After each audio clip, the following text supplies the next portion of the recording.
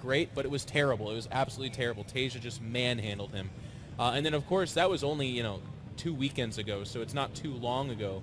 But now here he is, and that's still fresh in my mind. So is it the HerO that, recalibrates, recuperates from that, shows up and says, this is my tournament, you're in my house, I'm going to kick your ass now? Or is it the HerO that gets a little bit nervous, gets worried because his confidence is rocked?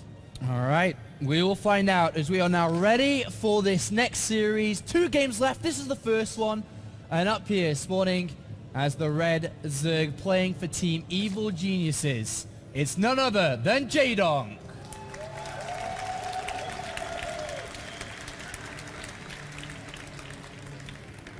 Jaedong, having played 4 out of 4 DreamHack tournament stops this year, attended every one, even though he qualified at the very first. He wanted to come back in search of glory, but a player that stands in his way through first and second seed.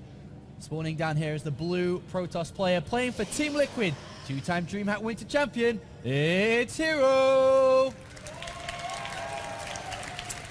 I think Jaedong took second in 2 of them, and I want to say in Stockholm he was top 4 where he lost to Naniwa, and then Naniwa went on to fight Lenok, I believe. That's right, correct. He had one hiccup. What was the one where... Round of 16 in Bucharest? Yeah, that was a little bit strange. Off tournament for him. It's been very successful here. I remember fondly that when he came to that Stockholm tournament, I believe it was one of, if not his first major non-Korean tournament, and he was won over. The crowd was amazing. The fine people of Stockholm made it feel like a real sporting event. He came close and tasted that damn near victory. And he's been chasing it ever since, and that's part of what makes his storyline so intriguing. You talk about HerO, a guy who, this is his stomping ground. This is where he's forged his name in the history of StarCraft 2. But Jaedong, he might be writing history. That'd be really scary for him if his history was just second place after second place after second place. But for him, his expectation, what he wants, is that first place. And here at DreamHack Winter, he's once again poised to make a run to do that. There's going to be a lot of dreams shattered at this tournament, I think it's safe to say. Yeah. Hacked to bits, you could say. A lot of dreams hacked to bits. Hacked to bits. Yes. Dream hacked to bits. One dream will come true, though. Jeff? One dream. For one person, yeah. For one. Who is it going to be? That's what we're here to find out. Well, by saying that, you've eliminated Tasia because he doesn't dream, so that's interesting. He only reboots. Put him in sleep mode every once in a while. Jaedong will scat out this wall, and it's going to be Nexus first. Conservative opening from HerO. I like this, though. On the flip side, he's being extremely annoying with a probe, like only HerO can. Does lose it, though. Yeah. To these Zerglings, so... Already, Jaedong just kind of can say, all right, there's not a probe hiding somewhere, which can do something early on. Of course, another one can be sent out immediately, but, well, there's an Overlord already tracking that. So I think that's a bit of a comfort area, especially considering what we talked about earlier, where as long as Jaedong has and is on top of everything early on, I think this is a good start for him in just a simple way. He is a Zerg that, again, I like to use the word volatile because on the one hand, I see him thrive in chaos, where his multitasking, his quick thinking really pays off, but other times he gets flustered, and that doesn't work out so well. So I want to say for right now, like you just said, knowing there's no other probe out on the map because that Overlord definitely walked into the base and saw no second probe leave, and the first one was killed. The game has been simplified for right now for Jaedong. Jaedong is in that classical position that Liquid Rep made famous, where basically you pile drive drones down the gullet of your economy for a solid 8 minutes, and then you start worrying about making other things. Absolutely, I completely agree, and that's how Jaedong should be playing this game out. The next thing to see from HerO, I'm expecting a Stargate. He's very famous for using his Stargate play. He's absolutely incredible when it comes to Phoenix control, being able to multitask, getting on the other side of the map, doing damage. And we do see the Stargate down, but as the Stargate comes down, is immediately picked up by an Overlord, goes in, spots it, gets out. He knows exactly what's playing. And without seeing a +1 attack being researched, without any chrono boost on the front 3 structures, he knows that this shouldn't be a follow-up with a gateway aggression. I actually think he hid the Overlord too. I think the Overlord literally spotted the second the Stargate went down, and then instead of making it obvious, saying, hey, I scouted you, he backs away. And that's actually a brilliant little move that he's done because, I mean, there's no super hard counter to that Stargate, but when those Phoenix show up and the Overlords are all already hidden, and there's spore crawlers, and there's nothing really to do. Jaedong is in, I mean, he's just, this is kind of what we talked about. He needed information early and often. He's gotten it. Now the ball's in his court. And, well, HerO needs to find some way to do damage because Jaedong absolutely is going to be ready. He, as you described, Overlord's going to be moved, Spore Crawler's out the way, and he's going to drone intensively. There's absolutely no reason for him to build anything on the ground. He's going to have a look around, maybe with his Zerglings, see if there's anything being researched on that forge. And like he saw earlier, he knows that there isn't. So he knows that this isn't going to be followed with aggression from gateway units. He's probably expecting the robotics facility switch. Basically means no attack coming early, aside from the air he pokes up. He sees the no forge. He sees the gateway not even turned online with warp gate. He knows this is a drone kingdom, and he's building 12. Look at that. 12 more. Yeah, he's going to be done building drones here fairly soon. He's already at 51. 12 more coming out. Put him at 63. The first Overlord is found top left, but I mean, even that's just annoying as all hell.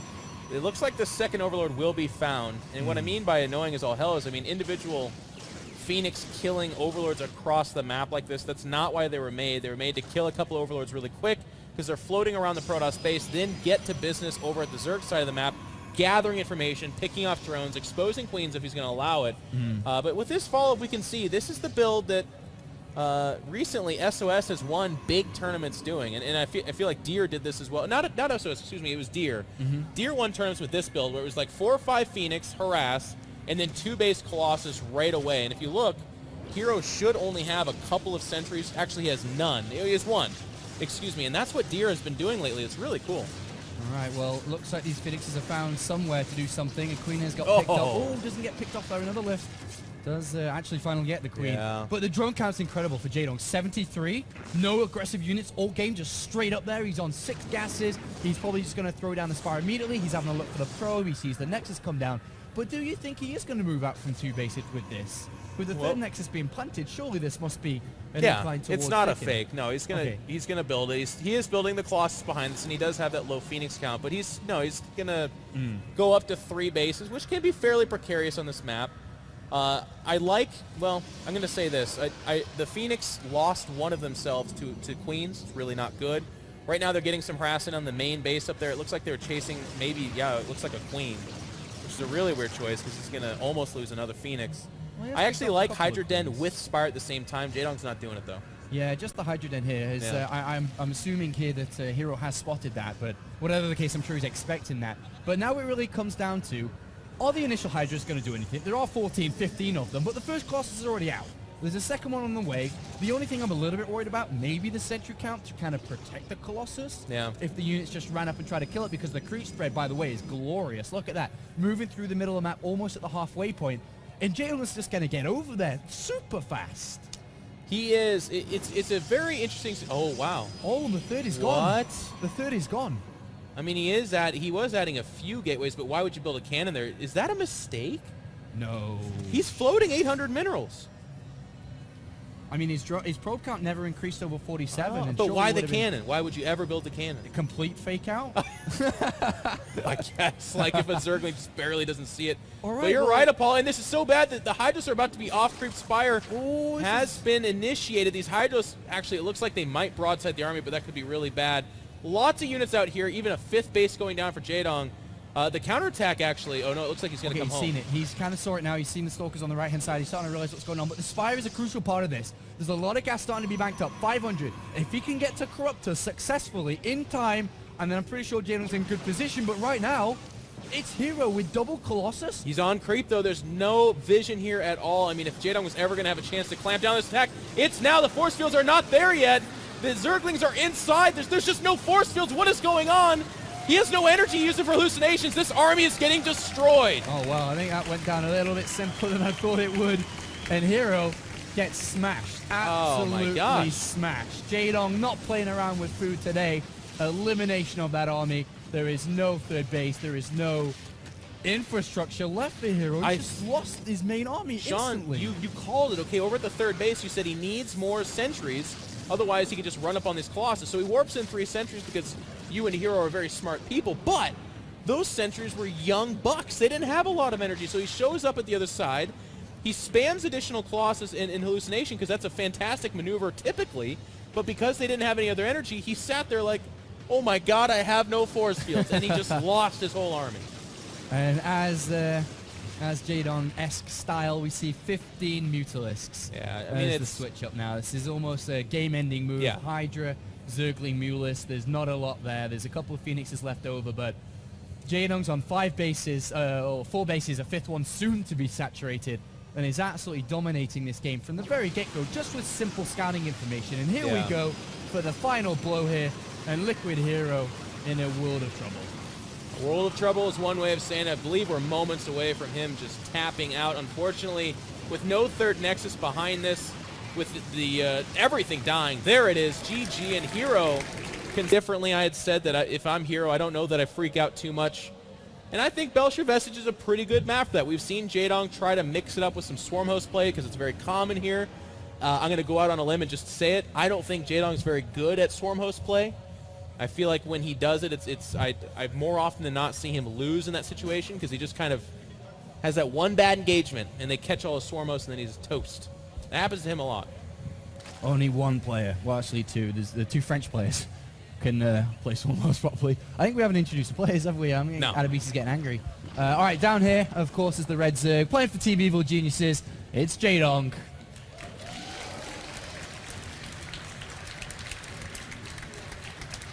He's had a haircut for this tournament. Looks sexy as hell. And up here is the top left blue Protoss player. It's Liquid HerO. I felt like that was a quick little skit of, you know, the Family Guy when they go to the weather guy. What's the weather like? Raining cats and dogs, and they just go away for like. Felt like I had done that. A little bit of interesting gateway expand. A lot of people look at this and say, why is that? Well, if he is facing some kind of early pool shenanigans, he can actually go ahead and wall this off with a Cybernetics core or, you know, another gateway or something. So it's just kind of a safer way of doing it. The downside, if there was one, is that it's 2 seconds slower to build over there. But him and big pal of mine, Noni, like to do this in all their builds. Wall it in. Shout out to Tyler Washleski. Maybe he's watching now. Oh, surely he's watching. He's always watching. Hello. Okay, so with this gateway play, where do you think that HerO would go? He's obviously chosen this for a reason. Is it because it was so simple of a game that happened just previously where Jaedong just absolutely smashed this Nexus first play? Where do you think he's going to go with this? Well, look, I mean, this is weird. He's not mining off the gas. He builds the gateway, no Cybernetics core, immediately the Nexus. So you look at what his probe's doing. His probe scouted a very vanilla, just kind of 15 hatch. So he says to himself, well, do I really need gas right off the bat? Do I really need a Cybernetics core? No. This Nexus is completely safe. 2, 4 slow lanes are not going to tear down this Nexus. So HerO makes the awesome choice to just go ahead and switch directions in his build just for a second, but it's for the faster Nexus, and I think that's an awesome choice. Do you think that's enough information for us to pick up on and be like, HerO's going to play a longer game? Because through getting a faster Nexus, he obviously increases his economy, but at trade-off, he slows down his Cybernetics core, which could have been rushed out or at least put down on a normal time for warp gate research, for a gateway attack, could be for a robotics facility, go for an immortal all-in. All those options are slowed down because he increased his economy. Does this not now mean that he plays a more generic, more longer straight-out game? It could, Apollo. It certainly could. But what I like about HerO...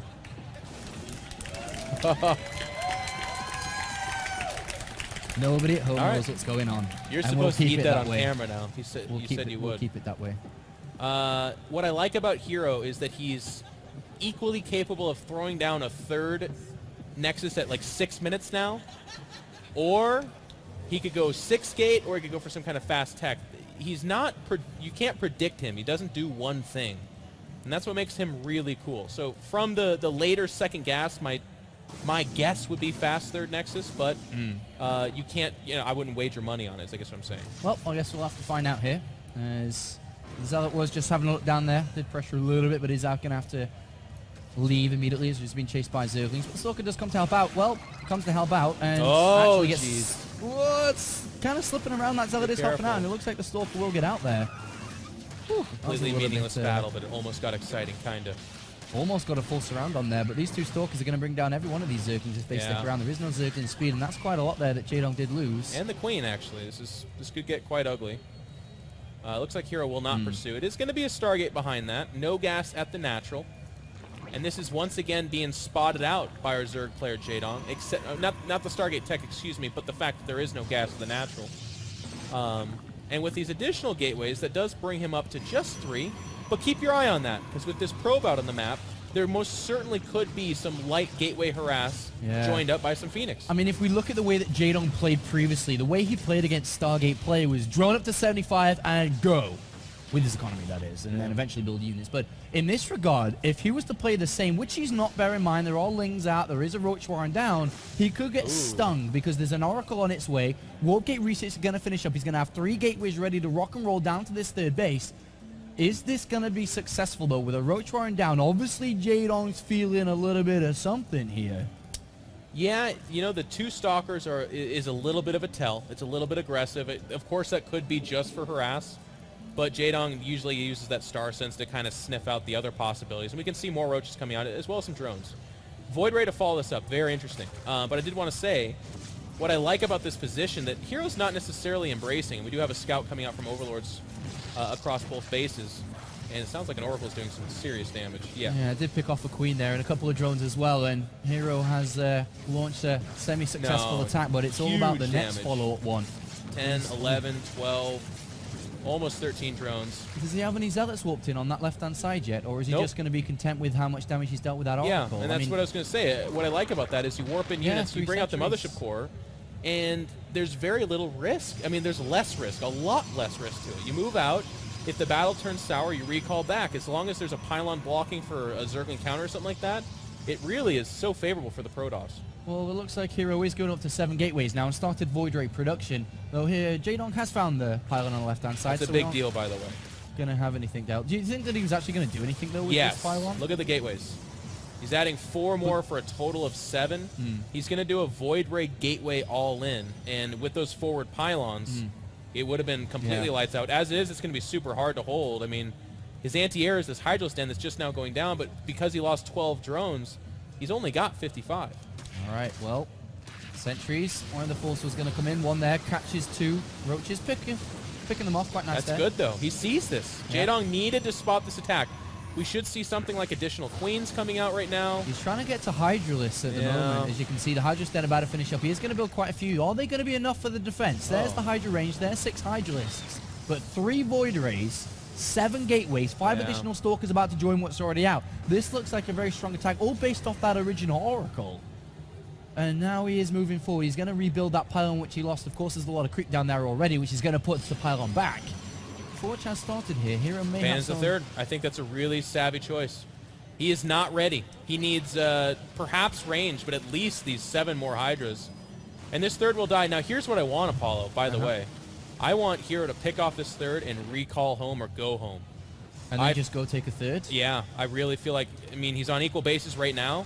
If he were to attack right now, he's only given Jaedong a chance to capitalize on the fact that they're on the same base economy. Here we go. We're going to have that fight. It's pre-ranged by a few seconds. Jaedong, this is a missed timing. This is not a good time for him to fight at all. Well, the Mothership Core does get picked off there, but Time Warp does go down, and all these Hydras look like they're going to pick off a good couple of secondary force fields there that come down to lock off those 3 Hydralisks. A couple do remain. 6 more Hydras about to come out. He needs to, I mean, why are you doing this, Jaedong? Stay on the creep. There's Time Warp behind you. You've got a couple of Queens. You've got 6 more Hydras about to pop. This is an anti-timing. He's trimming down a few units. There's not a lot of force fields there. And I mean, the Void Rays do have their boost going right now, which is not a big deal because none of this is armored. But, yeah, it's like a very strong army here for Liquid HerO. A fantastic start, and he's marching forward. And the Hydra's getting picked off incredibly fast. He's not even controlling his Void Rays. He kind of knows he's going to pick up this game. GG. And Liquid HerO does tie up the series. This is not going to be a walkover. He's actually involved in that one. But at least some tournament, I think it'll have to be someone that's just willing to spend ridiculous amounts of money like Red Bull. When the guy wins, just have him abducted by, you know, like people dressed like aliens. Like if they fly a helicopter into the frickin' place. Pick him up, and just take him away. And everyone doesn't know what really happened, but it goes viral. You know what I mean? Like, that'd be sick. I could write that final. He's going home. And then skydive him, actually. Force him to skydive up there. They're like... And then the stream goes up to the plane, just going up, and he drops out. They just then comes back in the arenas. The building opens up, the roof opens up, and he comes back in. Then he grabs his trophy. Fucking throw Tage out of a helicopter after he wins a tournament. Just before they throw him out of the plane, they're like, let's see some emotion this time. Toss him out. The trophy opens up into a parachute, but he doesn't know it at the time. See? That we just solved esports. Yeah, we did. Next event, Red Bull Battlegrounds, you know what to do. Yeah. Up here in the top right, left, where are we going with this? Top left, we do have, of course, Liquid HerO as the blue Protoss player. The two-time DreamHack Winter Champion looking for his third title here. And they have his opponent up here looking for his first StarCraft 2 big title. And that is, of course, EG's Jaedong. HerO looking to run it back, to use some of the verbiage of my brothers from different mothers, fighting game community. Trailing 0-1 to begin, not to be intimidated. Scores a big victory in game number 2 in convincing fashion. Here in game number 3 on Whirlwind, this is either like an awesome map and we're in for a real treat, really fun game, or it's going to be... I mean, if you're a Zerg, you're feeling pretty good. It's not a super Zerg map. I don't want to make it seem like HerO feels like he has no chance, but I'd be very surprised if he pushes it into the mega late game. I feel like there should be some kind of 2-base timing. Yeah, there very well could be here. But I'm looking at Jaedong now, and through all the games that he's played against Protoss players, through playing against all these gateway expands, he kind of understands, you know, how to play decent mind games, how to predict what his opponent's going to do, and then kind of do the best thing against it. And I think that is Jaedong there. Yep. He's with his Razer keyboard, he's playing there. But he's gone through hatcheries where I was just trying to get towards. Before spawning pool, it's the best opener against what we're seeing here from Liquid HerO. But to be honest, and I guess to be fair to Liquid HerO, he did rush out his Nexus a little bit faster than usual, which does play towards his favor a little bit here as well. And HerO's going to get some fantastic information right now, and I'll tell you what, we're about to see a really kind of similar opening in the sense that these first 2 Stalkers are going to be super powerful. This spawning pool is just now hitting 50%. There is no gas, so Jaedong's not going for the variant where it has speed started up about when the spawning pool finishes. He's instead going very mineral heavy, which is nice, but without the creep spread between all 3 of these bases, namely the 2nd and 3rd, that means this 2-Stalker opening that I'm predicting we'll see from HerO is going to do a lot of damage. Do you reckon it could be followed up with something quite strong if that probe was to run away and hide down the bottom right here? Yes, that's the really cool part about it. I mean, we saw an Oracle follow-up, so there's a couple of battered queens weren't able to hold off the Oracle. It just kind of ignored him and killed 12 drones. Look at Jaedong here, by the way, with that Overlord, looking at the gateway, looking at if there's been Chronoboost spent into it. For those Stalkers, as you just mentioned, just every little bit of detail there. He's trying to extract as much as he can. He realizes something's being built, did not see it being chrono-boosted, but of course is expecting that Stalker to make its way across and already has Lings in anticipation. Yeah, there's a lot of people I know that Wolf was one of them that noticed that Jaedong came into this tournament with a haircut, and a big part of that people don't necessarily know is because his brain is so heavy that he has to keep his hair fairly light, otherwise his head will literally just topple off of his shoulders. What are you trying to say about Liquid HerO? HerO? He's got long hair. He's a really good player. He's got long hair. All right, Zerglings pick up that Zealot quite easily there. But the follow-up from behind this is the Stargate, as we have seen in all the other games before. I think it'll be the fast 3rd Nexus. This is not a fake this time. I don't think so. And this is like the greediest of greedy builds. But if you scout 3 hatch before pool, you're not anticipating running into a lot of speedlings. So just a simple Mothership Core or something like that can really hold it off. But I guess I'm wrong because this probe's got aspirations elsewhere. Oh, that's Stalker. Oh, that's Stalker. Nice pick-off. Imagine if you turn around and got the other one as well.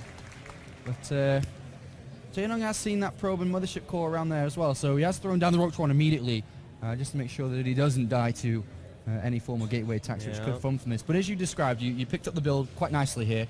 It is going to be that 3rd Nexus, as I think there is a probe on location ready to build that very shortly here. Yeah, HerO's jostling some ideas here, though, I'll tell you. He's got 2 more gateways completing the wall in. It is Oracle again.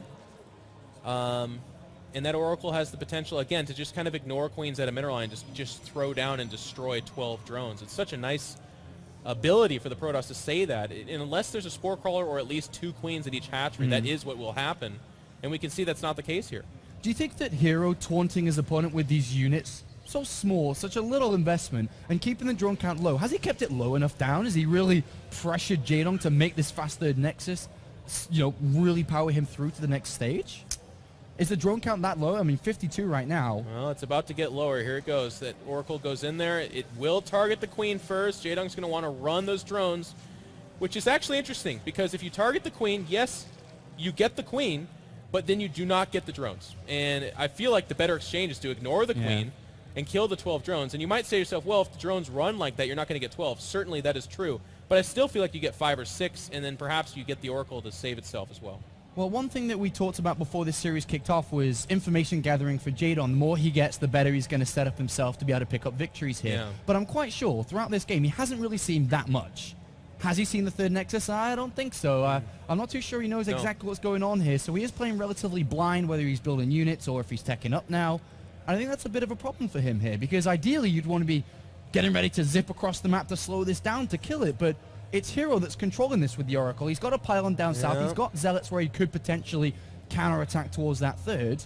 And I think HerO's played this out really well, very intelligently, I'd like to say. He's being very aggressive. It's really interesting. He's going up to 3 Stargates, so he's going to go for that tech we've seen just really confound Jaedong over the year. Well, not, I guess just the year, yeah.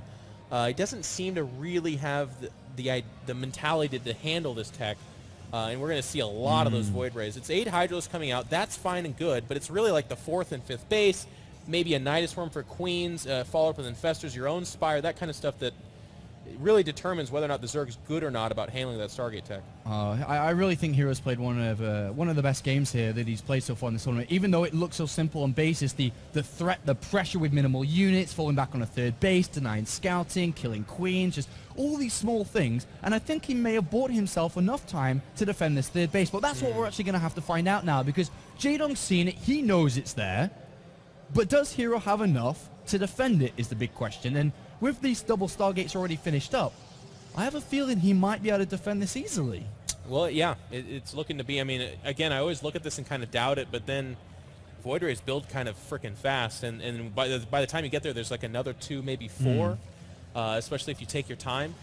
And it only takes a good 7 or 8 Void Rays to become nigh invincible against the Hydralisks, as long as there's force fields kind of severing the large pack from the smaller. And once you chew down those Hydralisks, they become much more manageable. And again, Jaedong, no 4th behind this. He is going Infestation Pit, but trying to make Infestors and Hydralisks a reality in any kind of meaningful number is a hard task to do off just 3 base economy. And that pylon down in the bottom right is going to cause Jaedong a problem. If he keeps waypointing over there to try to be aggressive, this pylon could actually really do damage towards his third. That's something to keep in mind, but we do have Jaedong moving over now. This is amazing. This timing's really weird. HerO's going for a recall attack with the Void Rays, maybe target down the lair or what have you, but as this is happening, Jaedong just happens to be here. He's going to have to recall back. Dimash, of course, trying to get up there. He will recall back. But Jaedong unknowingly just spared himself a lost main base. Yeah, that was, I guess, perfect timing there without really knowing about it for Jaedong, as you described. But here the Void Rays starting to do a lot of damage to these units, and they are doing damage. No. And now even some Phoenix coming out. I think that could be a scouting Phoenix. I'm not sure, but he does not see anything for no reason to make a Phoenix. Well, of course, he's always got to be scared of Jaedong's potential Mulo switch at any time. It's one of Jaedong's biggest strengths. And HerO, throughout the last 5 minutes, has got no information himself. But these Hydralisks, with a force throw on the ramp 1 and 2, he's going to get 4 of them. Nice pick off there for Liquid really HerO. Nice force field from HerO. And he gets the 4th as well. Yeah, well, that's the first. The other one's about to complete. And we do see Hive is about to finish up for Jaedong. So it's going to be, I mean, I guess it's for Vipers, which is nice. You go ahead and abduct those Void Rays into your Hydralisk Flaw. He's going to have 6 Infestors with Pathogen Glands. Again, that's the start. But what really worries me, Apollo, is he's only on 3 base economy. So his actual army size, I mean, he's now equal in supply with HerO, and it's not looking to get much better. Jaedong has 29 drones on his main base. That's actually quite a lot here. He's got a lot of drones, but on 3 bases, maybe a few too many. HerO really is scared about this. He's blind Phoenix. Yeah, he's really thinking Mulus right now. Dude. He's building cannons to defend this natural area. He's getting ready for a Jaedong switch, but that's not the case, as we can see. Do you think that building these Phoenixes is going to hurt him, or can they still lift up, Infestors and Hydras? HerO's going to make use of him, but let's not spare him the mistake. I mean, honestly, if these 5 or 6 Phoenix are just 4 or 5 more Void Rays, he's in better shape. He prefers that. So it's really weird. I mean, it's not weird. I know what he's thinking. He's thinking nothing's really coming out from Jaedong. There must be 20 Mutalisk out there. Like, that's what has to be happening. And that Templar Archives is going to save him, by the way, because what it is actually Vipers. Looks like this 4th base could... Oh, actually, though, he needs to focus down the Mothership Core. Oh, is he going to get out? How many? He abandons one of them. Nice move there by HerO. Does pick off Jaedong's 4th base yet again. And now Storm is being researched, and HerO really is stepping up his game. Canceled the Phoenix. He now knows. He's like, oh, okay, never mind. Oh, they're all infestors. Okay, that's where the gas is. Yeah, but, I mean, I would just get out on the map with these Phoenix right away. They're so... Yeah, they'll pick up infestors. They'll pick up Hydros. Like, there is a purpose to them, but I don't know. So, I mean, this has been a very technical game. Very technical, actually, by both sides. What does Jaedong need to do, if we're looking at Jaedong here, to really get back in the running for this game? He's at 200 supply, so he's not really out of it, but his composition does feel a bit soft against what we do see from Liquid HerO. He can't be attacking here. I mean, I know he's max. He should get rid of these Lings, but I feel like this fight is so dangerous for him.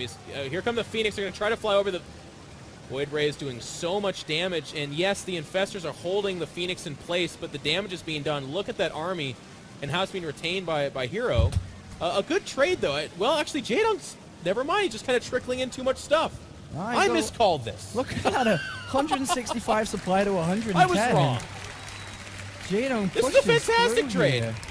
He's got the infestors intact behind this. I think it's only like... No, it's... Yeah. He was just missing Storm there, really, wasn't he? If he had that Storm upgrade, it would have been a completely different story, but it looks like HerO has been broken here. He just very surprisingly, and I'm sure HerO's thinking, what the hell is going on? How did this happen? Well, he would have liked it if I was right. Like, yeah, you're right. This is not going great at all. No, Jaedong's trapped in on the 3rd. He's losing his 5th base behind this, but take the 5th base. He's got a 4th base. Yeah. Spire has finished. That's an invincible base. I mean, the big deal here is, as you said, without Storm, those Templar died. That was super expensive. The Void Ray count, it's at a fresh 3. 3 is no big deal at all. Void Rays are the snowball units. You need that 7, 8, 9, 10 count to really take on Hydros. With just 3 in a depleting main and natural, it's not looking good for HerO. I mean, to defend what happened there with that fight, I mean, did Jaedong really know he was going to hit right before Storm was ready? I mean, given 20 more seconds, I think that would have been a completely different fight there. And I think Jaedong, even to a certain extent, as you said, was trying to trade off some of these useless units which weren't going to be as helpful throughout the game. And I think he kind of got a little bit lucky with that attack because HerO was seconds away. It looked weird. The Phoenix picked up all the infestors, but none of them were shooting the infestors because they all picked up infestors.